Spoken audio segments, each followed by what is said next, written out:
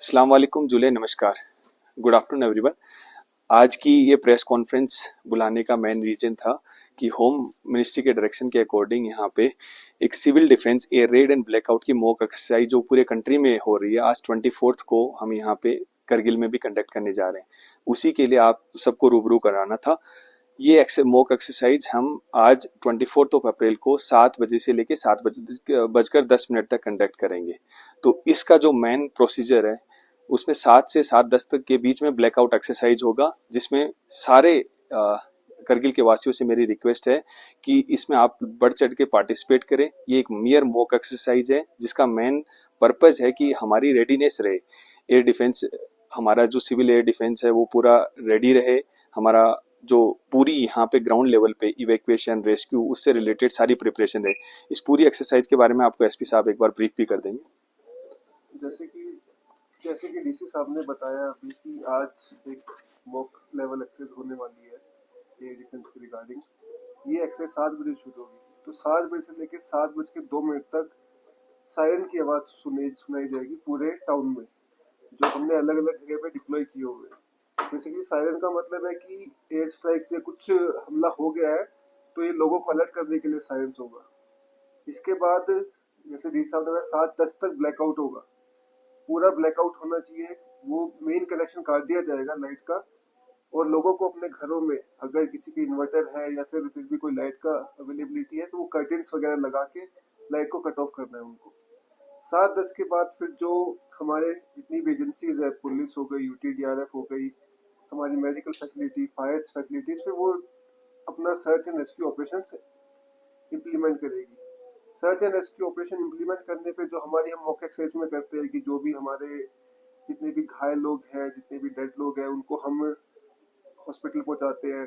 यूटीडीआरएफ search का काम करती है, तो जितनी भी एजेंसियां जो अपने अपने रोल में आ जाएगी। उसके बाद एजेंसीज का काम है।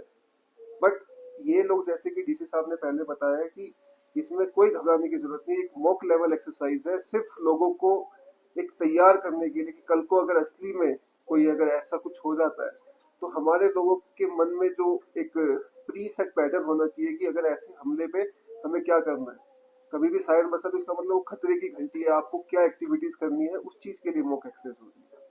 और इस मॉक एक्सरसाइज से हमारी भी टेस्टिंग होती है कि जो हमारे सायरन्स हैं वो सारे अच्छे से काम कर रहे हैं कि नहीं, एजेंसीज के बीच में कोऑर्डिनेशन है कि नहीं, हमारी सिविल डिफेंस की टीम अच्छे से काम कर रही है कि नहीं, फर्दर हमारी वॉलंटियर ऑर्गेनाइजेशन के और इन सब के बीच में कोऑर्डिनेशन है कि नहीं। तो ये मॉक एक्सरसाइज यहाँ टाउन में प्लस सारे सब डिवीजन में कंडक्ट की जाएगी।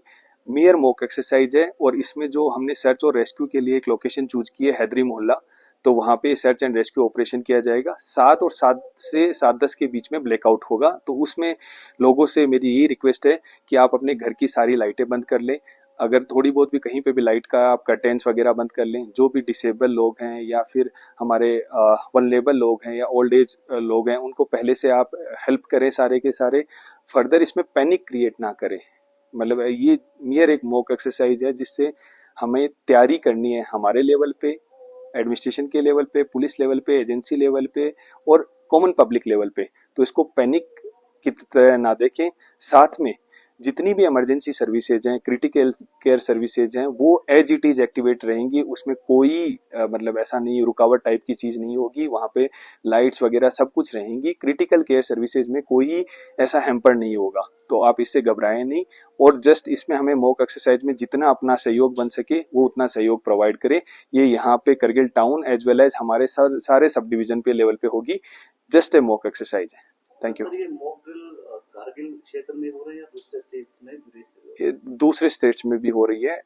ये 20th से लेकर 24th के बीच में अलग अलग जगह पे अलग अलग टाइम पे कंडक्ट की जा रही है। यहाँ करगिल में भी कराई जा रही है, at the same time Leh में डिस्ट्रिक्ट में भी हो रही है। जिस तरह वॉलंटियर्स की आपने बात की, तो हमारे जो रिलीजियस ऑर्गेनाइजेशन है, जैसे जोरमा है, वसीजा, अंजुमन, इनके भी वॉलंटियर्स अपने फोर्स के साथ हमें देखने को बिल्कुल बिल्कुल, हमने सारे वॉलंटियर ऑर्गेनाइजेशन से भी कोऑर्डिनेट कर रहे हैं कि वो भी इसमें पार्टिसिपेट करें। क्योंकि जो सर्च रेस्क्यू ऑपरेशन या फिर इवैक्यूएशन का जो ऑपरेशन होता है उसमें हमेशा करगिल में ये देखा गया है जितनी वॉलंटियर ऑर्गेनाइजेशन होती है उनका हमारा बहुत अच्छा सहयोग रहा है हमेशा।